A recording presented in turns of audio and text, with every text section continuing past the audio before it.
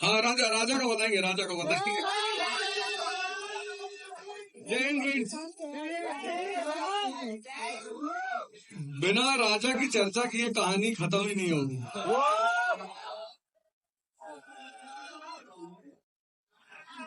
हमारे देश में जो लिटरेचर है, लिटरेचर उसमें दो किताबें बहुत इंपॉर्टेंट। एक तो रामचरितमानस, या जिसे तुम रामायण कहते हो।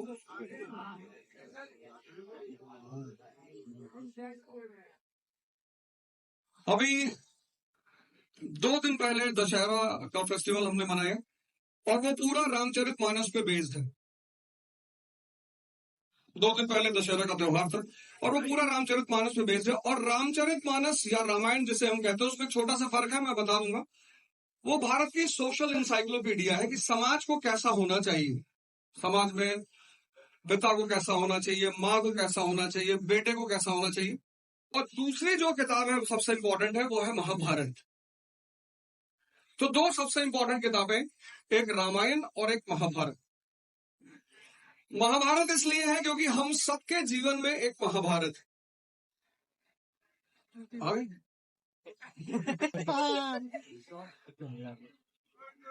हम सबके जीवन में एक महाभारत है।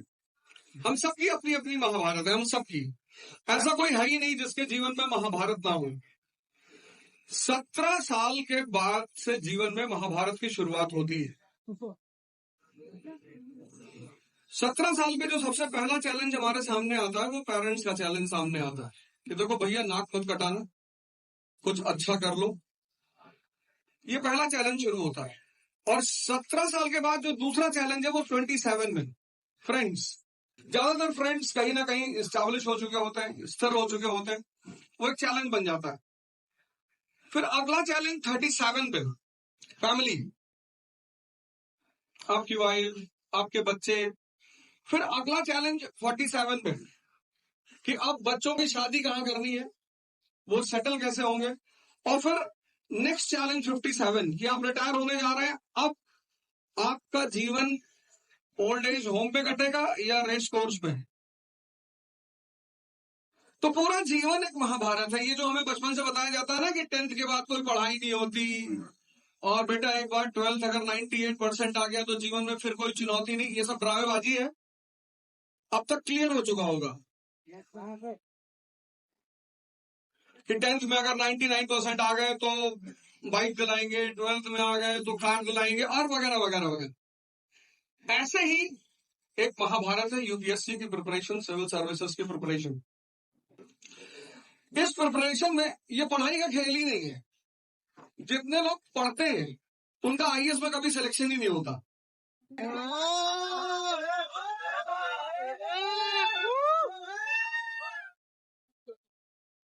अरे भैया सुन तो लो पहले पूरा।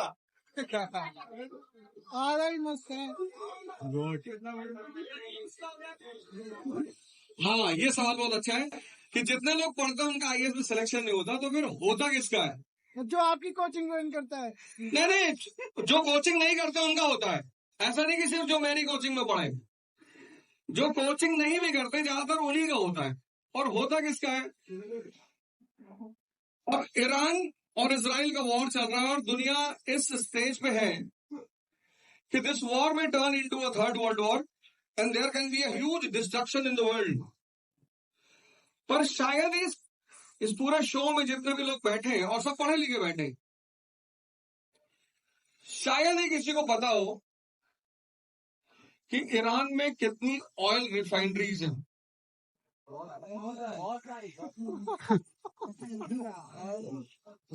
ये मुन्ना मॉडल के लोग हैं, इनको पता ही नहीं क्या बोलना है। कई सारे मॉडल है मिर्जापुर में, उसमें एक मुन्ना मॉडल है, एक शरद मॉडल है, एक गुड्डू मॉडल है, एक बबलू मॉडल है। जितने लोग तैयारी करना चाहते हैं, फिर मैं उस क्वेश्चन पे आ रहा हूं कि इतनी इंपॉर्टेंट इवेंट चल रही, बहुत इंपॉर्टेंट, मतलब भारत पे छोड़ के पूरी दुनिया इतनी ज्यादा सेंसिटिव हो चुकी है इस वॉर को लेकर, बहुत ज्यादा सेंसिटिव। Lebanon, Iran, Israel. और ये एक ऐसी खबर है कि इस क्लास में कम से कम उस खबर से रिलेटेड बेसिक इंफॉर्मेशन लोगों के पास होनी ही चाहिए। तो सबसे पहली चीज है जो आईएएस की तैयारी करते हैं उनके लिए जो सबसे पहली इंपॉर्टेंट चीज है, फॉरमोस्ट इंपॉर्टेंट, मतलब उससे ज्यादा इंपॉर्टेंट कोई है ही नहीं। पढ़ाई तो सभी करेंगे, पर हर आदमी के अंदर क्यूरियोसिटी नहीं है। This is the first requirement of an successful IAS aspirant, curiosity. मैंने कहा ना कि जो लोग पढ़ते हैं वो तो पढ़ते ही रह जाते हैं, पर हर आदमी के अंदर क्यूरियोसिटी नहीं होती। और क्यूरियोसिटी डेवलप करने का काम होता है स्कूल का। पर हमारी एजुकेशन सिस्टम चतुर्लिंगम मॉडल पैदा करती है, और चतुर्लिंगम मॉडल वो मॉडल है जो चमत्कार का बलात्कार करेगा ही करेगा।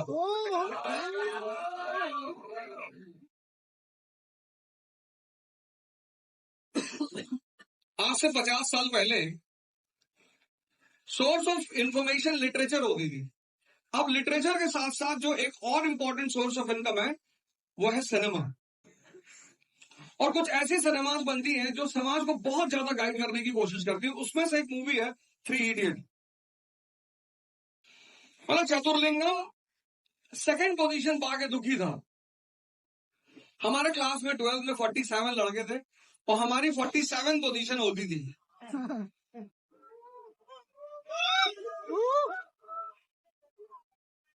मतलब हमारा टीचर जो क्लास में आता था, जिस दिन उसे रिपोर्ट कार्ड डिस्ट्रीब्यूट करना होता था, तो वो सिर्फ 15 तक के नाम बताता था बस। First rank, second rank, third, fourth, fifth, 15।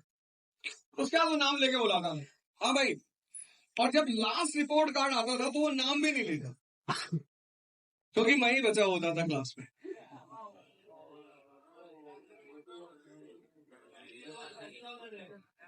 और वो हमसे एक ही बात बार बार बोलते थे, बेटा पढ़ लो, कुछ कर ले आओगे।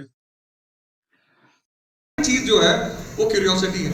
Iran Israel war, Ukraine Russia war, मतलब सबसे इजराइल ईरान से पहले जो वॉर चल रहा है जिसने पूरी दुनिया को चौंका रखा है वो है यूक्रेन रशिया। पर आपने शायद ही कोशिश की हो कि पता कर लें कि यार इस दोनों वॉर का जो बेसिक रीजन है वो क्या है। मतलब यूक्रेन रशिया वॉर का बेसिक रीजन क्या है और ईरान इजराइल वॉर का बेसिक रीजन क्या है। अरे कोई ब्रिजभूषण शरण सिंह थोड़ी है जो दबदबा बनाएंगे। जब दो नेशन के बीच में वॉर होगी तो उसका सबसे इंपॉर्टेंट रीजन होगा या तो इकोनॉमी होगी या स्ट्रैटेजिकल इंपॉर्टेंस होगा। तो आप में से शायद मतलब 1 साल से ज्यादा हो गया यूक्रेन रशिया का वॉर, पर आप में से शायद ही किसी ने इस बात की कोशिश की हो कि मैं ये पता कर लूं कि यार दोनों वॉर के पीछे बेसिक रीजन। तो पहला काम तो ये कर लो, अगर आईएएस की तैयारी करनी है तो सबसे पहला काम ये करो कि यार क्यूरियोसिटी को प्रमोट करो। एक दिन में अगर 4 इंफॉर्मेशन गैदर करते हो एक दिन में, तो महीने के एंड में 120 और 10 महीने में 1200 इंफॉर्मेशन तुम्हारे पास होगी। और 1 साल बाद, 2 साल बाद, 3 साल बाद, 4 साल बाद जब तुम इंटरव्यू देने जाओगे तो you will be a reservoir of information. तो पहला काम करो, क्यूरियोसिटी पे काम करना शुरू करो। This is the first pillar of aspirant. जब तक स्टूडेंट हो तब तो स्टूडेंट लाइफ, ये जो लाइफ है ये तो मस्ती की लाइफ ही है। एक बार तुम एस्पिरेंट की लाइफ में आ गए, मतलब यू बिकेम अ कॉम्पिटिटर, फिर सारे डायमेंशन चेंज हो जाएंगे। और सबसे पहली रिक्वायरमेंट होगी क्यूरियोसिटी। दूसरी जो रिक्वायरमेंट है, 4 रिक्वायरमेंट है, मैं उन चारों पे चर्चा करूंगा। एक मैंने बताया क्यूरियोसिटी। दूसरी जो इंपॉर्टेंट रिक्वायरमेंट है, अब कबीर स्कूल कभी नहीं गए, एक तरह से देखें तो इलिटरेट है, कभी स्कूल नहीं गए, लेकिन पूरी दुनिया की हिस्ट्री में उनका इतना बड़ा नाम है। Philadelphia university in United States of America, उसके पास अपना एक अलग डिपार्टमेंट है, कबीर डिपार्टमेंट। सिर्फ कबीर की टीचिंग्स पे पढ़ाई होती है वहां पे, यूनाइटेड स्टेट्स ऑफ अमेरिका में। और आज भी जो गवर्नमेंट स्कूल्स हैं उनकी जो हिंदी बुक्स हैं उसमें कबीर के दोहे एक चैप्टर के रूप में मौजूद हैं, और एक एक दोहे में इतनी बड़ी बड़ी फिलॉसफीज कि they are the matter of research. अब सवाल ये उठा कि जो आदमी कभी स्कूल ही नहीं गया वो इतना महान कैसे हो सकता है? क्योंकि हमने तो यही बताया जाता है कि पढ़ोगे लिखोगे बनोगे नवाब और खेलोगे कूदोगे होगे खराब। तो जो आदमी कभी स्कूल ही नहीं गया, गैलीलियो, न्यूटन, बुद्ध और कबीर, ये चारों लोग हिस्ट्री में एक बहुत अहम स्थान रखते हैं, बहुत इंपॉर्टेंट जगह रखते हैं, और चारों में जो एक चीज कॉमन है वो है इनसाइट। डीप नहीं, इनसाइट ही बहुत बड़ी चीज है। इनसाइट मतलब आदमी देखने के बाद चीजों को समझ रहा है, देखने के बाद चीजों को कनेक्ट कर रहा है। गांव में पहले चक्की होती थी गेहूं पीसने के लिए, उससे आटा बनता था। उस चक्की को देखकर उस आदमी ने एक दोहा लिखा कि चलती चक्की देख के दिया कबीरा रोए और दो पाटन के बीच में साबुत बचा न कोई। मतलब जो भी आदमी डुअलिज्म का शिकार है, द्वंद्व का शिकार है, वो कभी आगे बढ़ ही नहीं सकता। सो दूसरी सबसे इंपॉर्टेंट चीज है इनसाइट। जिसके पास भी इनसाइट आ गई, मतलब मैं तुम्हें हिस्ट्री के कम से कम 50 एग्जाम्पल यहां बता सकता हूं, उसमें सबसे फेमस नाम, सबसे famous doctor B R Ambedkar. जिस आदमी को क्लास के बाहर बिठाया जाता हो, कितनी बड़ी बात है ये कि जिस आदमी को क्लास के बाहर बिठाया जाता हो, आपको एक दिन बिठा दिया जाएगा, आप अपने पापा की डेजिग्नेशन बताने लगोगे, नाम बताने लगोगे, पावर बताने लगोगे। जिस आदमी को क्लास के बाहर बिठाया जाता था वो आदमी इंडियन कॉन्स्टिट्यूएंट असेंबली की ड्राफ्टिंग कमेटी का चेयरमैन बन गया।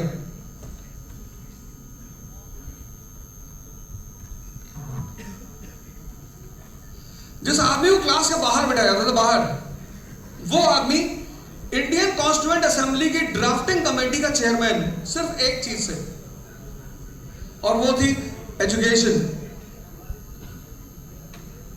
ये बात उस आदमी को शुरू से क्लियर थी, शुरू से, और उस आदमी का स्टेटमेंट इतना फेमस कि शिक्षा शेरनी का दूध है, जो पिएगा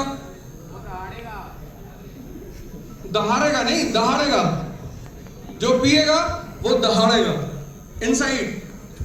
Abraham Lincoln insight, APJ Kalam insight. मतलब हिस्ट्री में जितने भी महान लोग हुए, जितने भी, सबके अंदर एक चीज कॉमन थी, इनसाइट। अफगानिस्तान की प्रेजेंट सिनेरियो देख रहे हो, क्यों वहां की जो वुमन है उसकी स्थिति क्यों खराब है?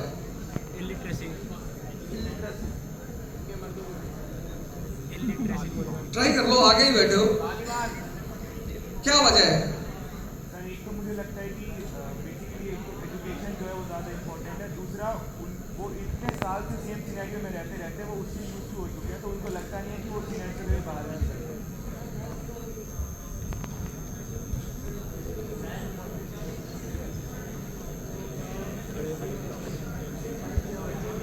Same society. क्या वजह है? मेन रीजन क्या है?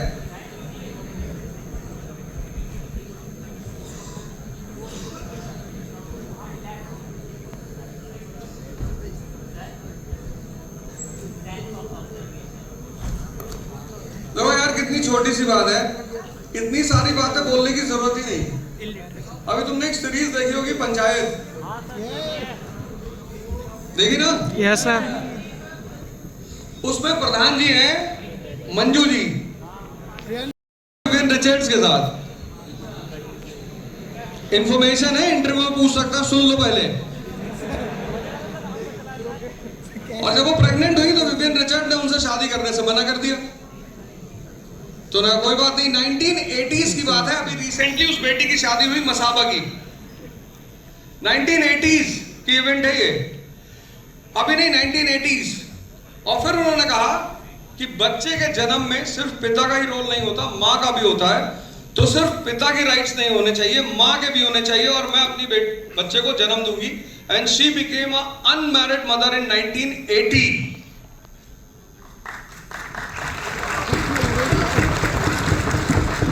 मतलब 1980 में कितना बवाल हुआ होगा, कितना हंगामा कि समाज ये वगैरह वगैरह, पर उस लेडी ने डेयरनेस की। उसकी वजह क्या थी?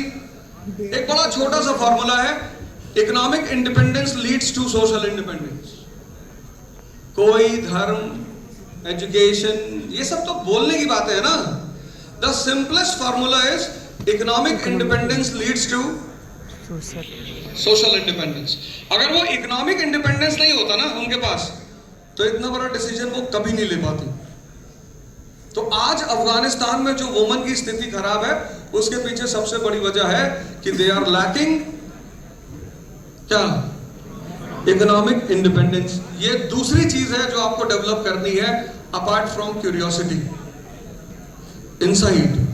मतलब आपको चीजें दिखाई पड़नी चाहिए, ऐसा नहीं कि सारी चीजें पढ़नी ही पढ़नी है। यूनाइटेड स्टेट्स ऑफ अमेरिका 1787 में there were 13 slum areas in United States of America. 13 slum areas, slum, झोपड़पट्टी। इतना टेंशन लेके मत बैठो, अभी मिर्जापुर की भी कहानी सुनाएंगे।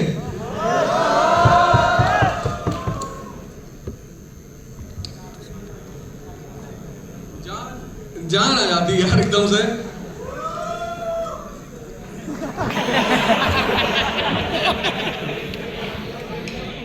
अब यूनाइटेड स्टेट्स ऑफ अमेरिका 1787 में स्लम एरिया, और गुड्डू और बबलू भी स्लम एरिया। नौकरी तो ढूंढ रहे हैं, लेकिन दोनों भाइयों में दो चीजें हैं बड़ी प्यारी, और उन दो चीजों ने उन्हें एक हस्ती बना दी। एक भाई के अंदर क्या है? डेयरनेस है। यहां लोग कांस्टेबल के सामने नहीं बोल पाते। अगर कांस्टेबल ने गाड़ी रोक रखी है और अगर वो आपसे सवाल कर रहा है, तो 99% लोग नहीं बोल पाएंगे। पर उस लड़के में डेयरनेस है, और दूसरे वाले भाई में इनसाइट है।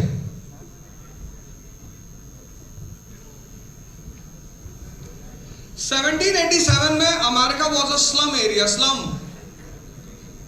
सिर्फ 13 कॉलोनीज। वो स्लम एरिया 18th सेंचुरी का स्लम एरिया 19th सेंचुरी में इकोनॉमिक पावर, 20th सेंचुरी में वर्ल्ड पावर, 21st सेंचुरी में सुपर पावर। जिस देश की कहानी स्लम एरिया से शुरू हुई, स्लम एरिया से,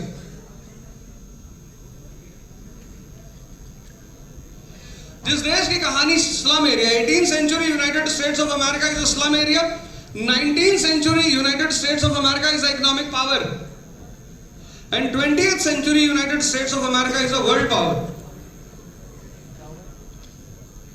यही तो गुड्डू बबलू करते हैं ना मिर्जापुर में। कालीन भैया को सिर्फ गोली नहीं चला रहे हैं, कट्टे के व्यापार में फायदा भी दे रहे हैं, बर्फी के व्यापार में फायदा, इकोनॉमी।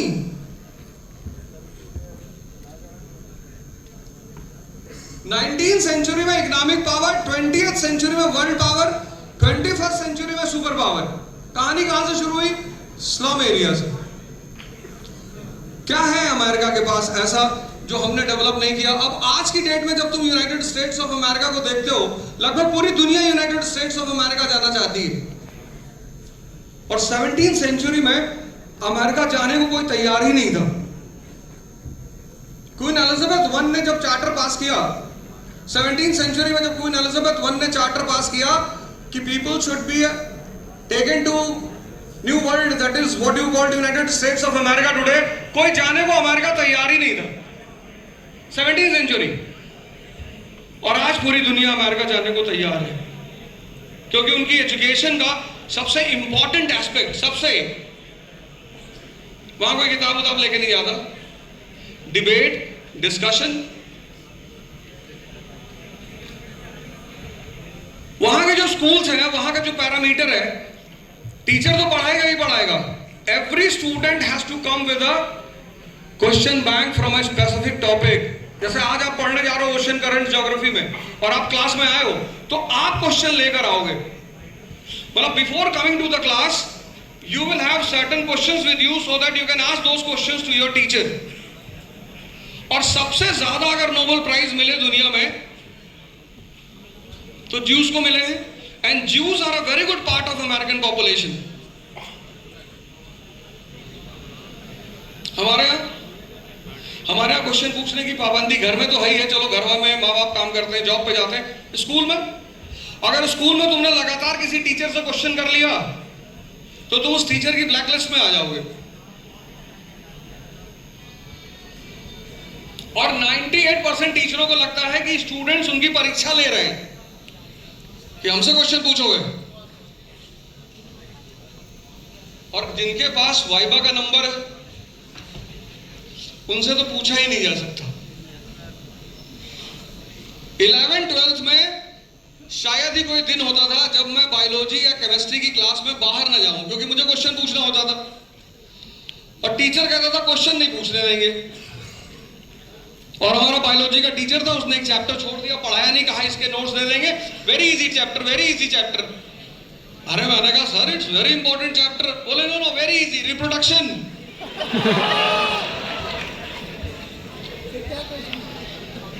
मैंने कहा sir very important chapter sir. कहा no you shall down, I'll give you the notes, you go and prepare by the notes and then there is only one question from this chapter। मैंने कहा in case sir 10 questions came then।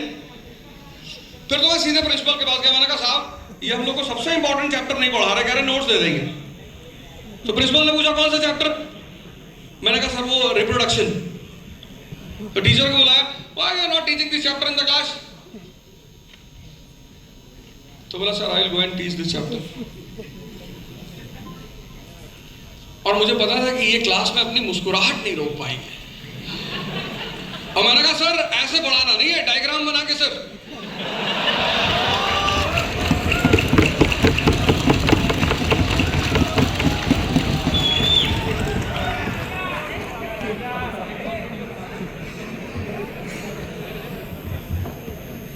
बहुत मजा आया।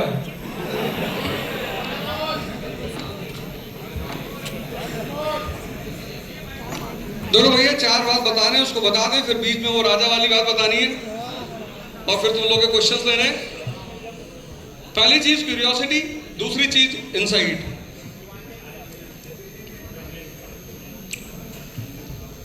Chhatrapati Shivaji born in Maharashtra। Maharashtra is a land between north India and south India. एक छोटे से जमींदार का बेटा, he succeeds in establishing an independent state।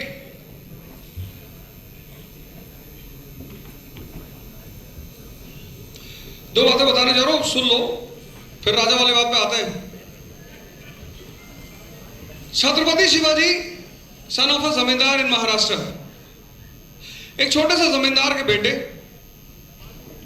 and in 1674 he succeeds in establishing an independent state, Maratha Swaraj.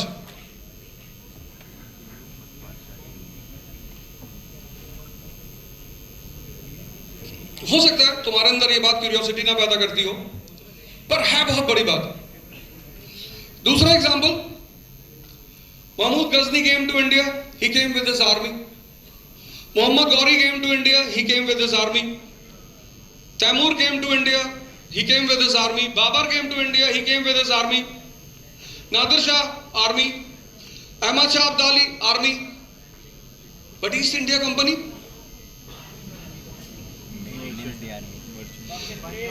they were the people who were traders in India, traders।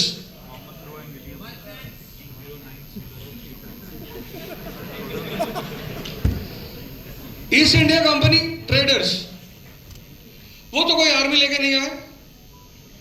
And without army in 100 years they conquered entire Indian subcontinent।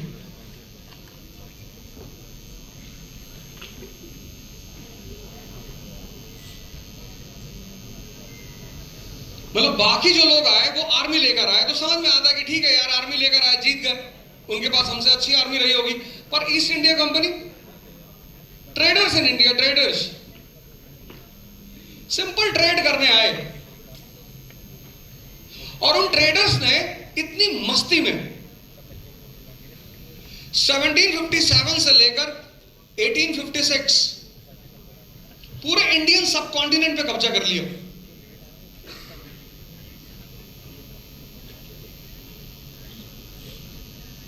ये बात आदमी को सोचने पे मजबूर नहीं करती?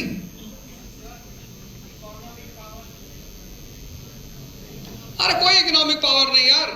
इन the beginning of 19th century उनके ऊपर लोन था 31 मिलियन पाउंड। 31 मिलियन पाउंड का लोन था ईस्ट इंडिया कंपनी के ऊपर। उनको तो पता ही नहीं था कि वो भारत पर कब्जा करने जा रहे हैं। वो तो एक छोटी सी घटना घट गई और उस घटना से उन्हें पता चला कि यार इस कंट्री पे कब्जा करना कितना आसान है। एक बैटल हुई 1744 में, उसका नाम था बैटल ऑफ सेंट थॉम। मद्रास में अडेयर जो रिवर है उसका नाम है, इंग्लिश वर्जन का जो नेम है वो है थोम, सेंट थोम। वहां पे एक बैटल हुई, कर्नाटक का राजा था अनवरुद्दीन और ड्यूप्ले फ्रेंच गवर्नर था, उन दोनों के बीच हुई और 500 की सेना ने 4000 की आर्मी को हरा दिया। 500 की कंटिंजेंट ने, सेना नहीं कंटिंजेंट, टुकड़ी, 500 की कंटिंजेंट ने 4000 की सेना को हरा दिया। और ये इतनी बड़ी इवेंट हुई कि वहीं से यूरोपियंस को लगा कि यार ये तो एक छोटी सी टुकड़ी लेकर भारत की सेना को हराया जा सकता है। India was not occupied by army, India was occupied by 3 formulas. और फॉर्मूला कहीं लिखे नहीं होते, डिराइव करे जाते हैं। फॉर्मूला की सबसे खास बात यह होती है, when East India Company conquered this country, they did not conquer it by army, they conquered it by 3 formulas. First formula, formula of kingmaker. जिससे भी उन्होंने पूछा भारत में कि क्या, बोले साहब राजा बनना चाहते हैं। अरे बोले बनाएंगे वे तुमको राजा? कौन राजा बनना चाहता है? मीर जाफर ने हाथ उठाया बंगाल में, साहब हमको राजा बनना है साहब। भिखमंगे।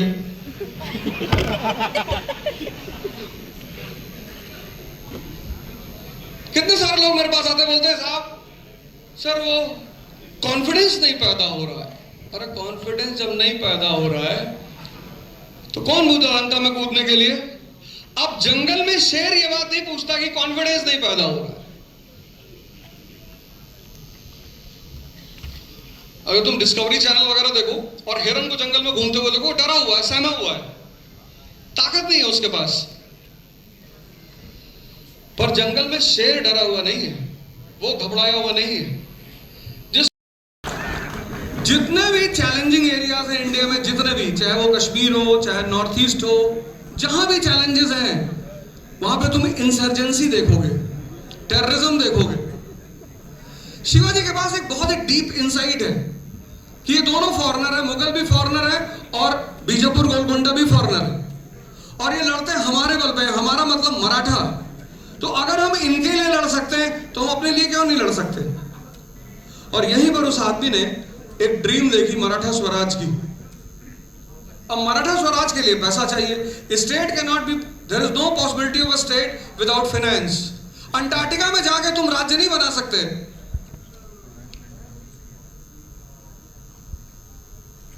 अंटार्कटिका में जाके तुम राज्य नहीं बना सकते क्योंकि वहां पे सोर्स ऑफ इनकम नहीं है, और जहां सोर्स ऑफ इनकम नहीं है वहां रेवेन्यू नहीं है। And there will be no state without taxation. बिना टैक्स के राज्य नहीं हो सकता।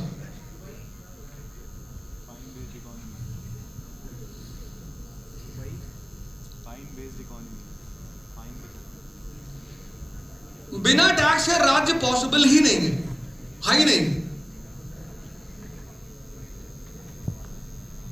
दुबई का जो पैसा है ना, उसके जो 6 प्रोविंसेस हैं उसमें सबसे ज्यादा कीमती प्रोविंस है उनका, जिसका नाम शायद तुमने सुना भी नहीं होगा, वह है रसल खेमा। और जापान, यूएई, इनका अपना इकोनॉमिक सोर्स है। ये टैक्सेशन डायरेक्ट नहीं लेते, ये कहते हैं पैसा कमाओ और यहीं खर्चा करो।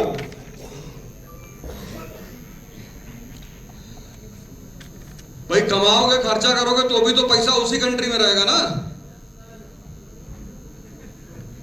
और तुम्हें आने ही नहीं देंगे, इतनी सिक्योरिटी दे देंगे वो। तुम कहोगे साहब मंदिर नहीं है, बोले बना रहे ना मंदिर। अबू धाबी में मंदिर बना के दिया कि भारतीयों को बड़ी चिंता कि साहब यहां मंदिर नहीं है, बोले बना रहे मंदिर।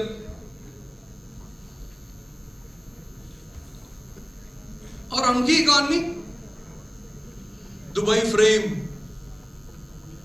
एक बड़ी सी बिल्डिंग बना रखी है, कम से कम 100 फ्लोर के बराबर उसकी हाइट है, और उस फ्रेम में उन्होंने शीशे ग्लास लगा रखा, ग्लास कम से कम 20 मीटर का, उस पे आदमी को वॉक कराते हैं। अब 100 फ्लोर से जो आदमी शीशे से नीचे देखेगा उसकी सांस रुक गई। सांस रुक गई मतलब विचार रुक गए, दोनों का बड़ा गहरा संबंध है। और विचार रुक गए यानी आदमी को थोड़ा सा मजा आ रहा है। और एक आदमी से लेते हैं 5,000 रुपया इंडियन, और लाइन लगी होती है सिर्फ उस फ्रेम पे घूमने के लिए। उससे छोटी बात, वो तो तब भी ठीक है कि आप जा रहे हो कहीं, एक वॉक कर रहे हो, घूम रहे हो। बुर्ज खलीफा लिफ्ट की लिफ्ट पे बैठने का पैसा ले रहा है, लिफ्ट पे कहते हैं 165 मंजिल 1 मिनट में। गार्ड्स इंडियन, ऊपर कैफे वाला इंडियन, जितने लोग लाइन में लगे उनकी इकोनॉमी का अलग डायमेंशन है। मेरे कहने का मतलब यह है कि जहां भी टैक्सेशन नहीं होगा वहां स्टेट कभी हो ही नहीं सकता। और यह बात शिवाजी को पता है कि बिना टैक्सेशन के स्टेट नहीं हो सकती।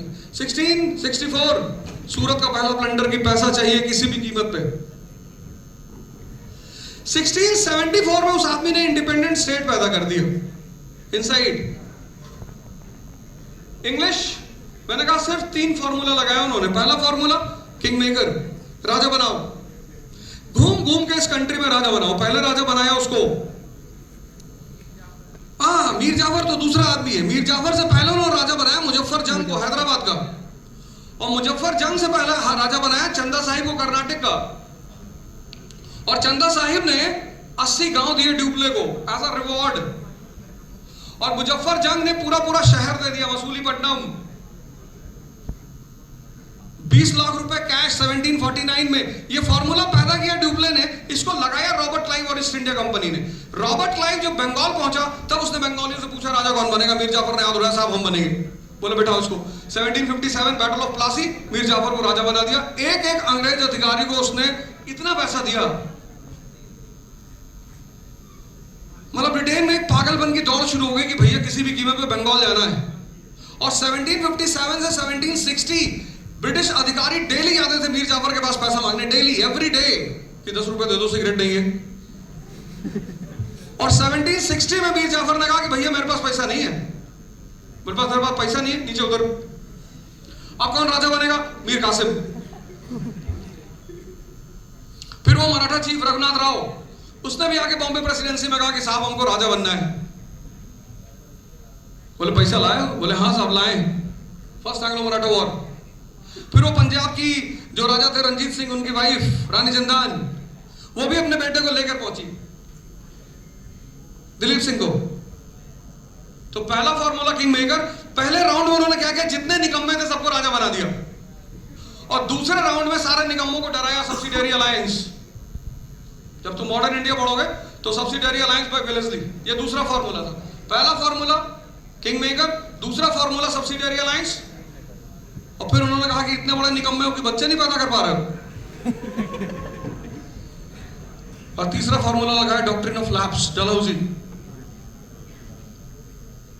Curiosity, insight. तीसरा वर्ड, ये जो 4 वर्ड मैं तुम्हें देके जा रहा हूं ना, इसको तुम लिख लो और इसको डेवलप कर लो साल भर में। जितने भी लोग इंटरेस्टेड है सिविल सर्विस का एग्जाम देने के लिए, बस इन 4 चीजों को डेवलप कर लो within a year, and there is a all possibility. बाकी तो भगवान की मर्जी, क्योंकि बहुत सारे लोग ऐसे हैं जिनका फर्स्ट अटेम्प्ट में आईएएस में हो गया 21 साल में, और बहुत सारे लोग 31 साल तक इंटरव्यू देते रह गए।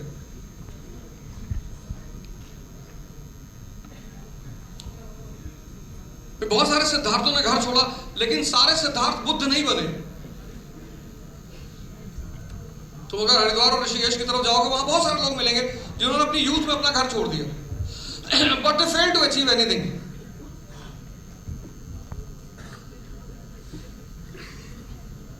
तो रिस्क तो है, और 2 लाख% रिस्क है। 5%, 10% नहीं, 2 लाख पूरा लंबा रिस्क है। पर ये एम्बिशन है, ये एम्प्लॉयमेंट नहीं है। यहां जो लोग ये सोचकर आते हैं कि मुझे नौकरी लेनी है, वो परेशान हो जाते हैं। Civil service is a ambition, it's not an employment. आप एक अटेम्प्ट, सिर्फ एक अटेम्प्ट आप सीरियसली दो, विल फुल फ्लेजेड प्रिपरेशन। इसलिए मत देना कि बहुत सारे लोग कहते हैं ना कि अगर चल जाएगी तो कैरी ऑन करना, और नहीं चलेगी तो कोई बात ही नहीं, और वैसे भी अब चलेगी नहीं।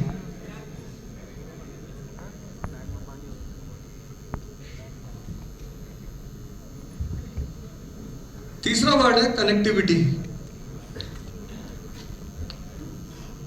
History, polity, economy, ecology, environment, all these subjects are interconnected. School में हम इन्हें सेग्रीगेट करके पढ़ते हैं।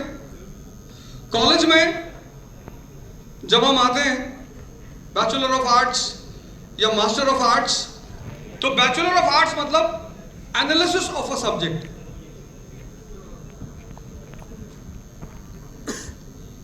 Analysis can not be done by school childrens. तो बैचलर में आपको वो एक चीज सिखाते हैं, analysis. 1920 there is no nation called India. Bharat जैसा कोई राष्ट्र है ही नहीं। भाई हमसे जो सबसे बड़ी चीज पूछी जाती वही पूछी जाती कि भैया आप टीचर क्यों बने? भैया मैंने कहा भैया मैं तो एक्सीडेंटल टीचर हूं। जैसे डॉक्टर मनमोहन सिंह एक्सीडेंटल प्रधानमंत्री हैं,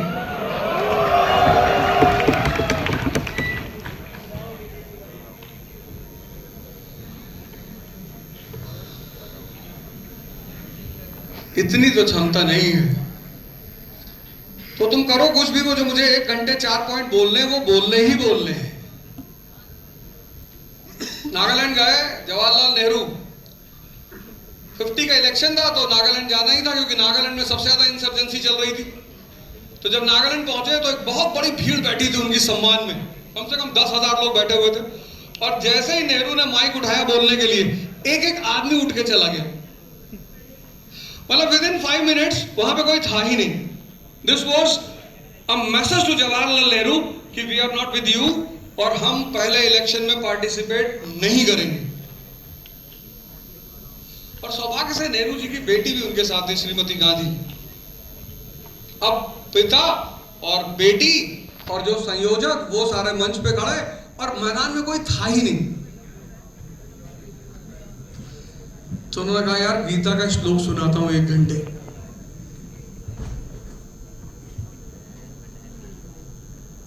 अब बैठ के यहां करेंगे क्या?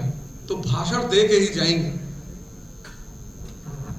तो संयोजकों से उन्होंने कहा तुम एक काम करो, तुम लोग जरा आगे बैठो 4-5 लोग, और मैं एक एक श्लोक सुनाऊंगा और उस श्लोक का अर्थ बताऊंगा। और फिर 1 घंटे उस आदमी ने नागालैंड को यह मैसेज दिया कि तुम हमारे साथ रहना चाहो या ना चाहो, हम तुम्हें अपने साथ जरूर रखेंगे।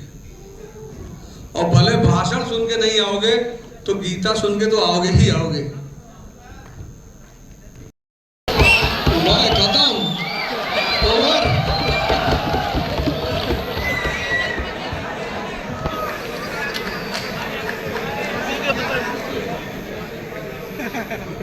बताओ यार, कह रहे थक गए।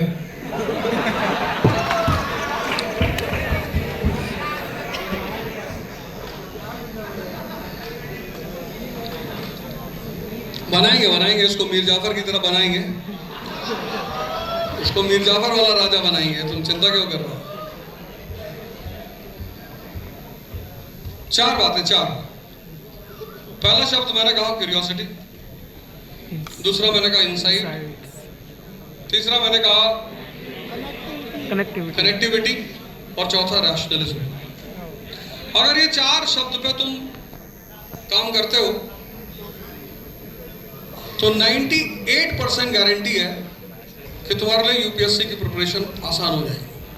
कि इंडिया में यूपीएससी या किसी भी गवर्नमेंट एग्जाम की प्रिपरेशन नशे की तरह है। स्टार्ट करते हैं यूपीएससी से, फिर स्टेट पीसीएस, कुछ नहीं हुआ तो नेट दे के पीएचडी प्रोफेसर बन जाएंगे कहीं पे। तो सर एक ऐसी एज या फिर सर उस टाइम पे कब रुक जाना चाहिए कि मतलब आदमी को रुक जाना चाहिए कि ये मेरे लिए नहीं है, I should start something next, मुझे अपनी फैमिली के लिए प्रोवाइड करना है। देखो नशेड़ी के लिए कोई एज नहीं होती।